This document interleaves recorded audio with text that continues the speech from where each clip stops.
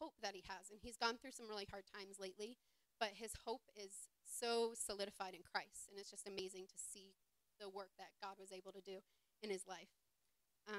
After high school, I decided to take a year off of school, which was a pretty nice thing. And I had the opportunity to teach at this soccer academy. And I moved into the local village, and I taught at the academy. And then at first, I thought I was just going to be helping out in the classrooms because I had just graduated from high school. But a couple weeks into the semester, the French teacher at the time left. And so a week later, I found myself in charge of teaching 3 French classes a day in front of a group of 20 boys. And yes, this was very intimidating.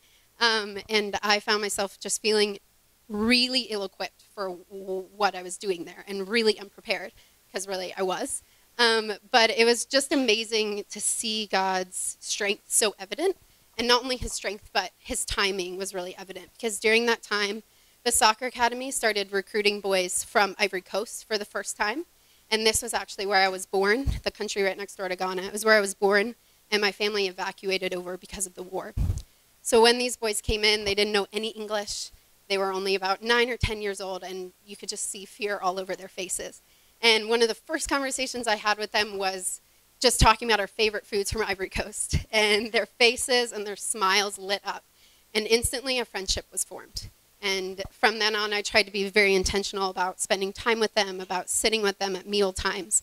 And over the course of weeks, they started to open up to me about the lives they left in Ivory Coast. And for them, the Civil War in Ivory Coast had been going on for 10 years, and they were only 10 years old. So they had only known a life of war. And so it was really incredible to just be able to sit and talk with them and to just hear their stories. And I'm thankful that Jesus allowed me to show them compassion and to just be available to them and just hear what they were going through. And to this day, when I still think about these boys, when I still think about really all of them, my heart just kind of aches because I miss them so much. And I remember the day I left and the day I was trying to convince my parents to let me take another year off of college. But I was just thankful that I had the opportunity to share my life with these boys and just be a part of their lives. And it wasn't necessarily through preaching in front of them, but it was just through sharing meals together and being in the classroom with them and walking with them that I really saw God's love to be so evident. And I definitely I wasn't prepared to be a French teacher.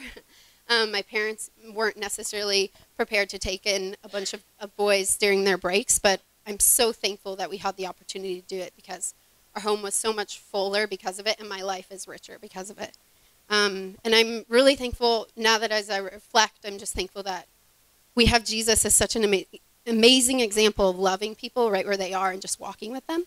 And I'm reminded of that today, that in everyday moments of just walking with others, that Jesus truly transforms lives. Thank you.